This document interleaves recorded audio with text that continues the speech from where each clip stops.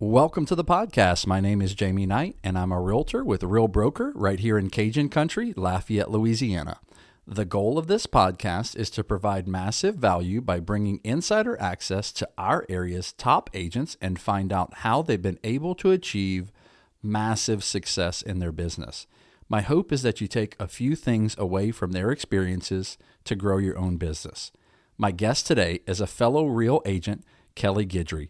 Kelly services most of South Louisiana, centering around Houma, Thibodaux, New Orleans, and Baton Rouge. Kelly is a top producer and Louisiana's first AI certified agent.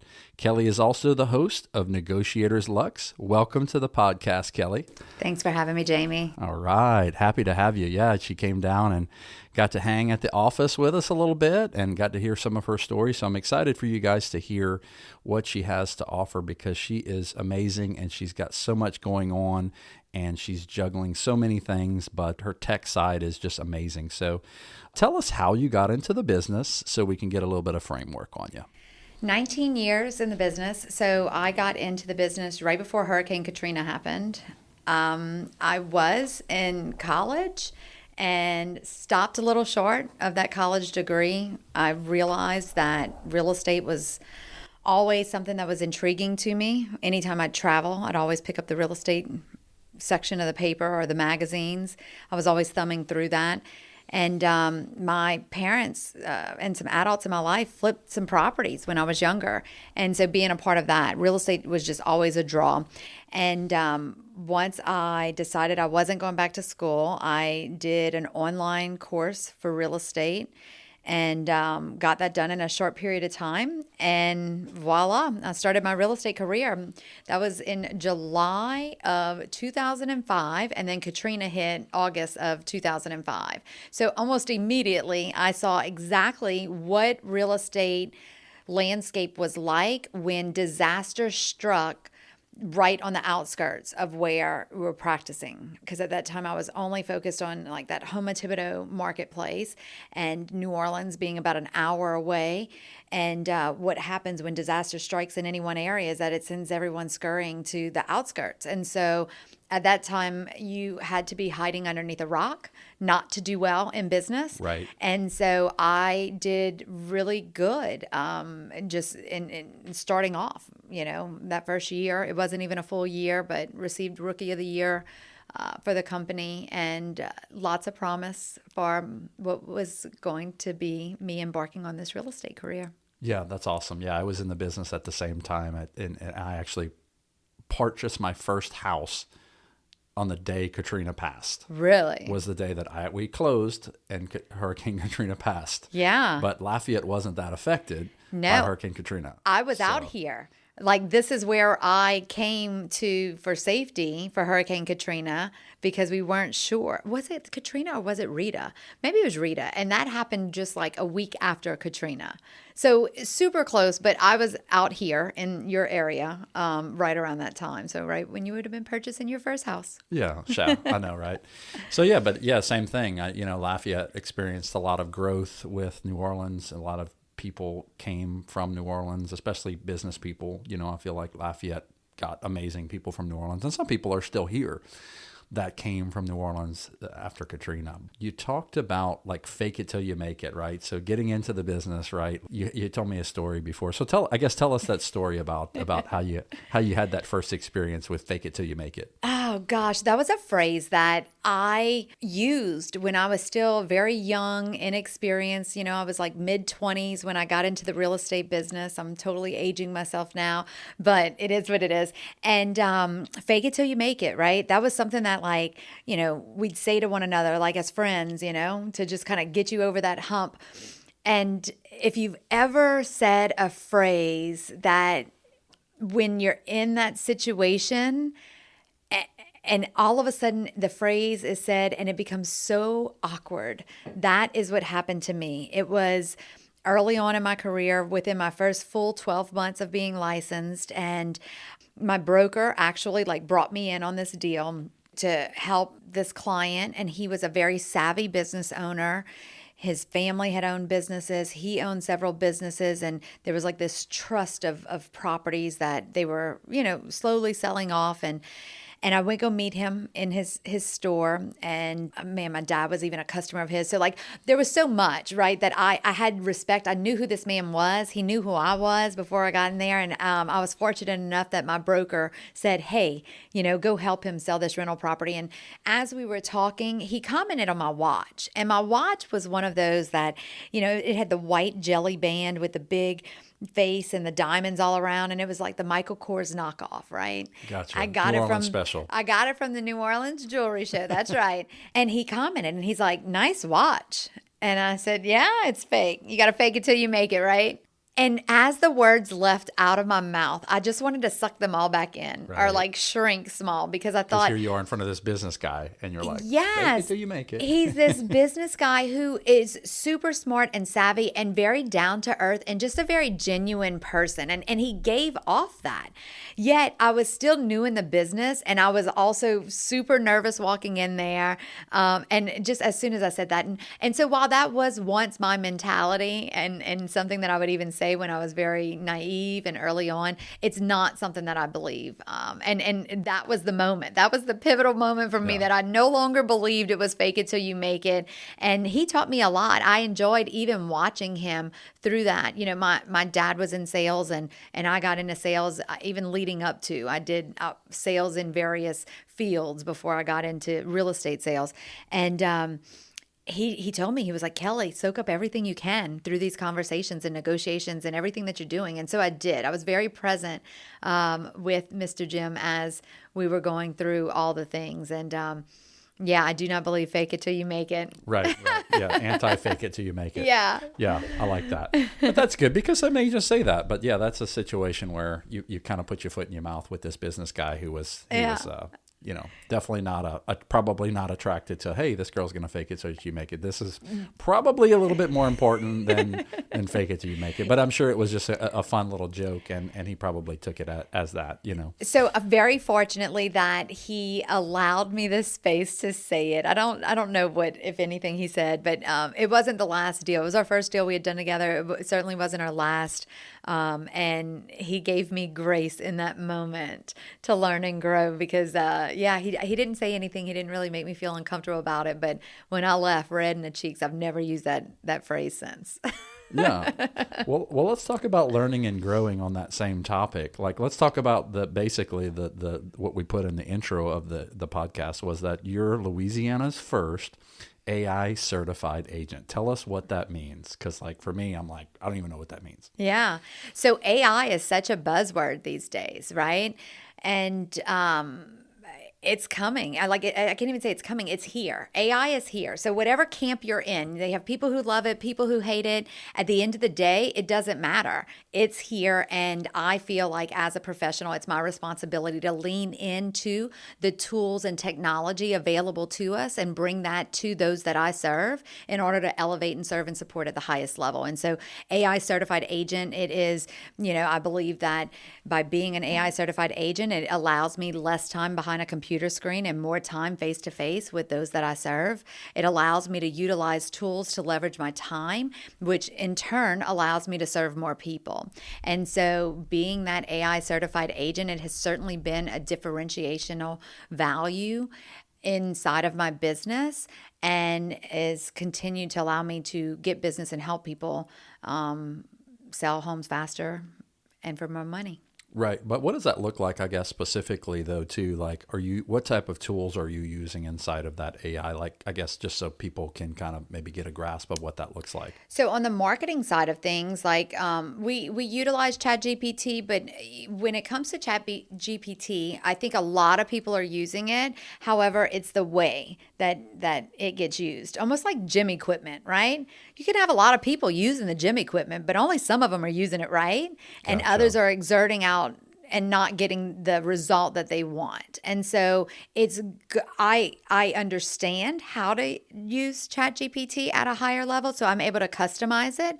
I also am able to have my assistants go in and get the result that I'm looking for as if I were doing it myself. Nice. They're able to do it. some other tools that I use inside my marketing. So if I mean, you and I are connected on social media, but anyone else who we are, there's a lot of things that, videos that I put out and things like that I'm running through. Opus Clip is one of my favorite tools to be able to use with that. And it throws words up there, and it's not complicated. I like not complicated technology. Right. I think most people would. And if complicated's your thing, then, good for you. It's not mine. Yeah. And Hey Jen is another one that I really like. And we're using that more and more. I'm able to send personalized video messages through that. I'm able to create videos. And while I may have recorded the one video, we have the avatar speaking to others. And I'm not trying to have the technology replace me. And that's not what it's about. It's about leveraging me and my time. And so my assistants, they come up with different I come up with a structure of what it is that I'm looking to do. They come back with what that, marketing and social media stuff looks like, and I go in and approve or tweak or whatnot. So my hand's still in all of it. Gotcha. But then they're able to go out and create content and put it out there in front of the consumer. I'm also able to take, maybe an old listing of something, an expired listing that we took on, and really go down deep into what is it that could have been done better. And then that's the point that we hit on whenever we take that listing over in order to help. And we're able to speak directly to who my avatar is whenever we're doing marketing, as well as identifying who the buyer would be and market to that. Nice. And even things like writing listing descriptions and stuff like that, I'm sure, are a part of this thing, right? Yes. Yeah. And I guess I feel like whenever people say AI, most people are using ChatGPT to do that, right? Don't you love whenever it uses the word boast? Yeah. But you can actually go in and train it and tell it not to use certain words that you don't want it to use. You can go in and train the bots inside of there. And so I have a lot of bots inside of ChatGPT that are specific to what it is that I'm trying to achieve inside of my business and for those that I serve. Nice. Yeah, that's awesome. So tell us a little bit. So you talked a little bit about your clients and stuff like that. So tell us what you're doing to connect with your clients. You talked to me a little bit about some email campaigns. So tell us, go there with us for a little bit. Yeah. So you're referring to, you asked me, what is it that I'm currently doing right now? So, I mean, over the 19 years of business, I've done a lot of different things, but to speak to what I'm doing now or what I've done consistently up until now is I like email campaigns. And so I have a Monday motivation that goes out every Monday. And this has been happening for about a decade. My list of those that receive this email keep growing by the day. I think we're probably at about 9,000-ish. Nice. Might be a little higher than that. I know definitely not lower, but somewhere's around there that they get a Monday motivation from me. There's nothing to do with real estate. It's just the Monday motivation. Also on Fridays, we have things happening around the bayou where we go in and pick out really cool events that are happening around town. It's even to the point that I'll have business owners who will send me stuff. Hey, do you mind marketing this? Because they receive our email letters. And so we'll plug those things in. And in that, the things happening around the bayou is a space where, Friday through Sunday, anything cool that's going on, if there's free events, community events, good causes that we want to, shine a light on, that's what we're doing. And in that email, we're only using about, I'll say 25% of it is going to be real estate related. And that comes at the very end of it where I'll market to a new listing, price change, an open house, something of that sort. And then at the very, very bottom, it's like, if you wanted to know the value of your home, what's that worth? And if you want to search our site, then you can check that out. The reason I do that is because I want to talk to the people. It's the blue ocean strategy. Yeah. I know that only 5% of people are looking to buy or sell at any given time, and they're tuned into what's happening there. And that's where most people are marketing to, is just the 5%. They're doing 100% of their marketing all to this 5%.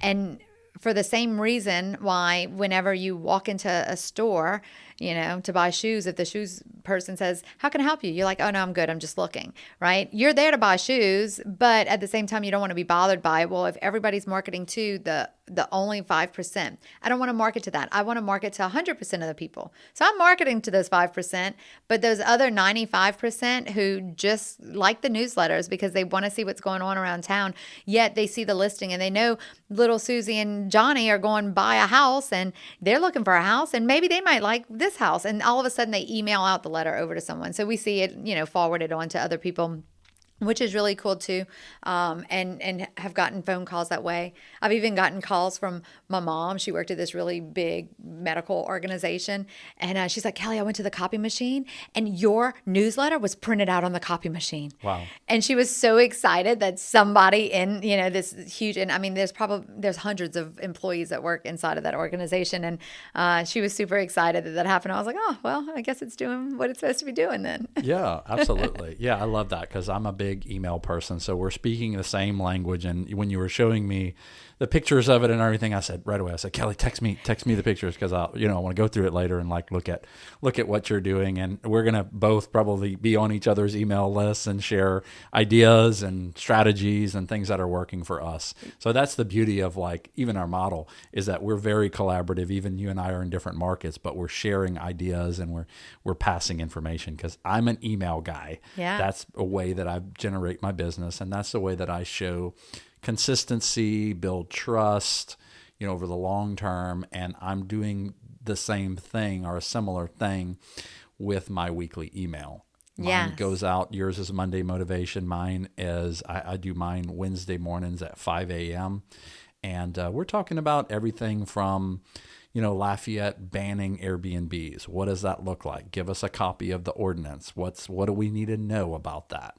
But I know you're doing, and I do as well, is events where you're talking about, hey, these are some really cool opportunities to get out with the kids, or this is some great opportunities to get out and see some live music. So I'm sure you're doing a lot of that kind of stuff as well. Yeah. And I love that because even what it is that you're doing, I'm not doing. And so now I'm like, oh, I need to start adding that in too. So yeah, I love the collaboration. I'm a firm believer in a rising tide lifts all boats. And so being able to be in this model and share and collaborate and elevate the conversation, I'm all about that. Yeah. So I love that. Yeah. And so you and I are both with Real Broker, and we came into the model from different companies and different reasons. But I mean, so far I've been in it. It's not quite a year yet, but I came from a small local brokerage that kind of, took their whole brokerage over to Real, and you came through another you came from EXP. Yeah, cloud-based broker. So another cloud-based broker. So tell us a little bit about Real and are you liking it? How are you getting along in the new world? I love it. So, and nothing negative on the other one either. This was a great move for me, even career-wise.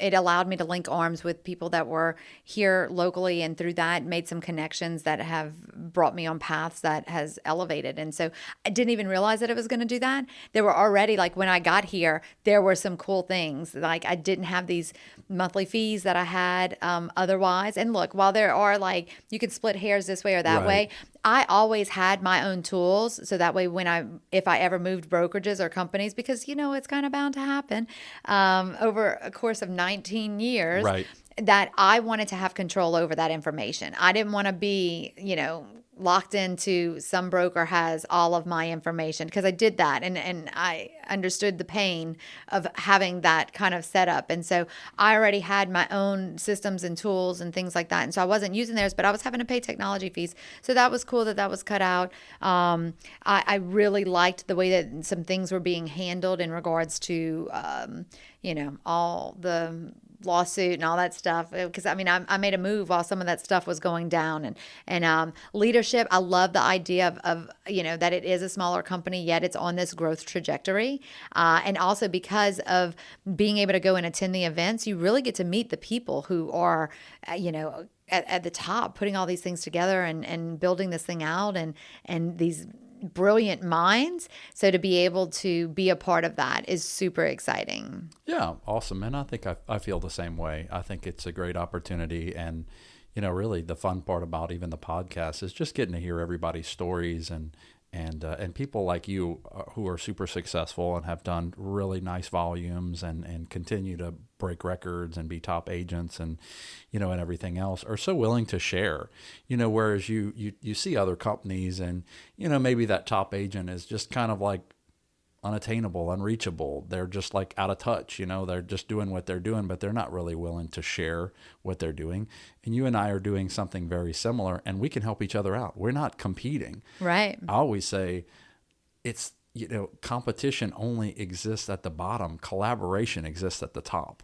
So top agents together, all of us, we're collaborating at the top. I'm not competing with Kelly or trying to undercut Kelly, and Kelly's not trying to undercut Jamie. It's all in the, hey, how can we all rise up together? Which I love that. And you and I are speaking the same exact language with what we're doing, and you and I are both about the same amount of time in the business.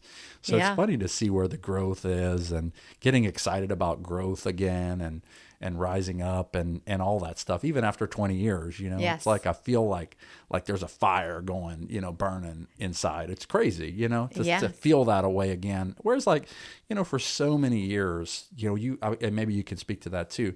For so many years, like in the beginning, I kind of would just make sales, do transactions, and and sometimes I was the top agent, sometimes I wasn't, and I would just do my sales and then go home. Mm-hmm. And I was just kind of existing for such a long time, just transaction. And while transactions are good and they pay the bills, was I really growing in that time that I was in that space? I don't think I can say that I was. Right. I kind of grew to where I was, and then I was one of the top producers of the company, and then I kind of just was doing my thing. Yeah. But this is just kind of neat to see, especially with all these different things that you're doing, the AI tools, the different things that you're doing to try to buy time back. You have kids, you're trying to spend more time with them and trying to help service your clients better. It's just great. I love what you're doing and what you're trying to do. So, I think it's just awesome. Yeah. Well, and so even to your point, I certainly, when I first got in the business, and I think a lot of times when we first get in the business, no one really shines a light on that. You're now a business owner. Right. You now have to run your business like a business. And so it was just kind of fumbling from one, and I say fumbling, but learning from one transaction into another, failing forward and being that top producer and hitting some metrics. And then maybe, you're not necessarily a leaderboard, and kind of like that up and down flow, ebb and flow of everything. For me, I can remember when all of a sudden a light went off and I was like, oh, wait, there's no rhyme to the reason of what it is that I'm doing. I'm good at sales. I'm good at, people, but I want something consistent. I want to run a business. And someone turned me on to a book called E-Myth by Michael Gerber, which was a great book. And it really talked about like how to, you have a small business, you need systems, you need processes. And what does that look like, right? If it's a nurse and you're going into the ER, they don't, you've got blood shooting out of your leg. They're not trying to stop that first. They're trying to get what your vitals, right? There's a system and a process and for what it is that they go about doing. Any business owner that I talk to that is wildly successful, you ask them, do you have systems and processes in your business? Yes, they do. Nobody teaches you that in real estate. They're like, go make some calls, go do an open house, go do this. You're running a business. So what is going to be your systems and processes? And I can remember first getting into the business and, all of a sudden, I got going and I had a client and I'm doing all the things that I'm supposed to be doing. And all of a sudden I'd have all these closings and, oh my gosh, but one person may have a great experience and then the next person maybe didn't. But it would depend on how much work did I have going on at any given time because I didn't have systems and processes. So if I wasn't very busy, that person had a great experience with me. But as soon as I got really busy with no systems and processes, that person didn't have a great experience with me, right? And so it was like up and down. And so really getting the systems and processes in business makes a tremendous amount of difference in that business and that level of success. And then even about that fire, speaking to that part, the one thing that I absolutely love about this line of work is that I'm still always learning something. This is a line of business that things change, or I can be sitting across from the closing table with someone, and they're 30 years in the business and I'm almost 20 years in the business, and we experience something that neither one of us have ever experienced before. And so it's just little things that come up, and I like that about this line of work. Yeah, for sure. And we even talked about insurance too, because you guys are having the same insurance struggles, and a lot of people in New Orleans and the lower areas of Louisiana are having a crazy struggle with insurance. And it's funny because we talked a little bit about insurance to start, but one of the things that I noticed recently about insurance, and we're having similar struggles in Lafayette, was that newer construction properties have so much lower insurance rates.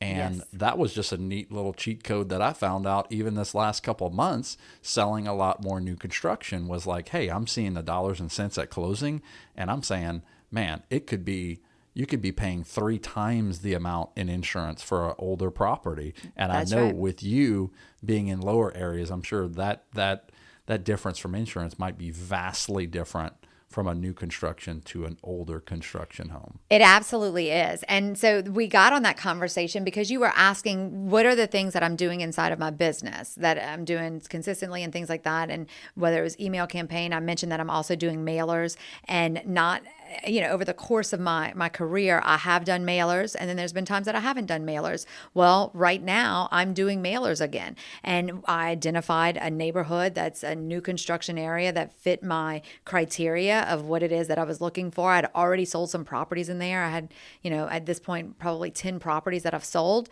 And so it's still underneath that threshold mark that, insurance isn't extremely crazy. It's a newer neighborhood. It's not necessarily brand new construction, but you're right. It's cheaper with brand new construction, but anything under 10 years old, it's still pretty affordable. And so I've been marketing to them. And, sure enough, I have a listing appointment tomorrow, as a matter of fact, nice. with somebody inside of that neighborhood. And so it is, finding different ways to do business as things change and evolve in this line of work, and it's ebb and flows. And right now that new construction is most certainly. And I also have a builder that I kind of partnered up with and advertising some of their stuff and some pre-construction. They're new to the area where I'm at, and that's been a really good partnership as well. Yeah, for sure. And that goes back to running a business too, because I have had a lot of success in my business with going after what I want. Yes. And I don't think enough agents do that. I think they just take what they get and they're happy with that. That's right. And I'm like, man, is that where you want to be working?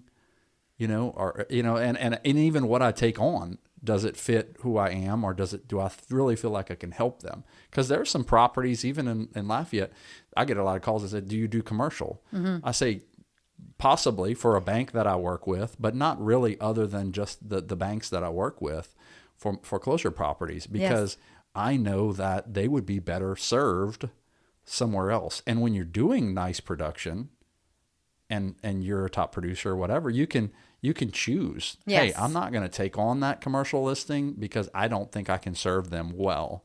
And like going after new construction, that's a perfect example of saying, like, Kelly recognized what is hot in the market and what would be a good opportunity for her and your builder. And hey, let's promote new construction here because the insurance prices are a third, a fourth. Like you can probably say in your area, probably even more drastically than us. Yeah. Because we're a little bit different elevation over here, but. Yeah. Well, and so even to speak to that, when I first got in the business, whatever I could get, I was taking. And while I spun my wheels a lot, oh my gosh, especially on those rent to own calls, it seems like those were just coming in at light speed, and there's not enough of people who actually want to do rent to own. Those I would not advise anyone to do. However, I was willing to take anything initially because I wanted to cut my teeth. And I think it's really important for anybody just getting into this line of work. It's that repetition. And even when you're losing, you're still winning, you're failing forward. And then once you create a good cadence of business that you have coming in, and you've gotten some systems and some processes that you have in place, you're going to get to the point where you get to pick and choose. And so even to your point, my clientele just so happens to be a lot of business owners. I'm a high D, and they like that about me, and that's what gets attracted. And as soon as we do one deal together and they realize like I'm about their dollars and cents, and that's what we keep an eye on throughout the entire process. I have several of them, or I got a couple that are like, I don't like realtors. And I was like, I am a realtor. And they're like, no, you're not like the rest of them. Yeah. Right. And I'm like, but I am a realtor. And so because of that, while I am primarily residential sales, and that's what I like to stay in, that's my playground, I do get pulled into the commercial sector of things, and it is typically only when it is my past clients who own businesses. Now, look, I have several of them that they own rentals and investments and stuff, and they're always asking me, you doing property management yet? Absolutely not. That is not something I'm looking to add to my portfolio. I will refer them out to other agents all day long. So yeah, knowing what you're good at, but being willing to, I was always teachable and coachable and open to, nothing was beneath me in the beginning because I needed the repetition. I needed the experience. And I think that some people get into that. They get into real estate and they think, well, I want what you have. Then you have to be willing to do what I did. Yeah. You have to go and put in the time point. and the hours to get where I'm at. Yeah, absolutely. Because, I even heard something this morning at church. It said, be you because everyone else is taken. Yes. So when you shared that with me, so for me, there are agents inside of my marketplace that they are just young and hungry, and I see it in them, that fire, and they work for different companies. They don't have to work for the company I work for or anything like that, that they'll ask me questions. And when they do, like, what apps are you using to do this? Or, hey, how are you doing that? One of them was like, just asking enough questions, even asked like, hey, is there anything I can help you do? I just moved into my house. Anything I can help you do? I was like, actually, I need some shelves put together. Came put some shelves together for me and just did it specifically to quiz me and ask me different questions. And I could see, man, this is a young agent, fire in their belly, wanting to get into this business. I sat down and showed them my whole entire listing presentation. This is what I do. And I wasn't concerned that, oh my gosh, he's going to take from me, because at the end of the day, Jamie, I can't be Jamie. Right. I can't come to your marketplace. I don't care if you told me rip off and duplicate everything that I do. I'm still can't be Jamie in your marketplace or in any other marketplace. I can only be Kelly because Kelly's personality is going to come through in all of it. And that's where my value is at. And so even in sharing, this is exactly what I do in my listing presentations. He can't duplicate me. Right. Because he'll never be me. And so being you and authentically you, and not faking it till you make it. Right. I love that you brought that back around. is absolutely my mantra now. Yeah. Yeah. I love that. Yeah, that's so awesome. Yeah, and it's so funny because we're from different markets, and actually this is the first time we've actually got to sit down and chat together. I've followed you on social media for a little while, and I've loved what you're doing, and it's so awesome that we got to connect and we got to share so much of a similarity, but a difference as well. And taking just little nuggets from everybody. This has just been so fun to get to like hang out with you and hear what you're doing, because I am blown away by everything that you got going on, because you're amazing at all of the AI tools and the way what you put out on video and stuff. And I'm working towards that. But I'm here to help you with whatever you need. And I'm going to take you up on that. Absolutely. So, just so we can kind of stay on track and on time and everything else, we're going to kind of shut it down. But any last words, because I know you do the Monday motivation. So tell us maybe one more little encouraging thing to agents who are listening. So if you're looking to elevate your business, get around anybody, get in the rooms that you think you don't belong in, get a mentor. Is there a top agent that you've had your eye on? You like what it is that they're doing inside of your marketplace? Go ask them, like, is there something I can do to help you? Ask them the questions that you really want to know, how they conduct their business, because more than likely they'll be willing to share with you. There are people out there who are willing to share with no ulterior motives. Get in those rooms and really believe in yourself in that. Know that it's going to take longer than what you probably anticipate it's going to take for you to get your business where you want it to be. However, if you're willing to do the work, you have everything that you need in order to achieve the success that you want. If you want to connect with me, please feel free to do so at Bayou Realtor on Instagram. And we're going to put some of that in the podcast description and stuff like that too. And so for anybody who is interested in whether AI tools or even, you think you might have what it takes to be a co-host on Negotiators Luxe, like anything I can do, if you heard something that resonated with you today, I'm happy to connect in any kind of way and help.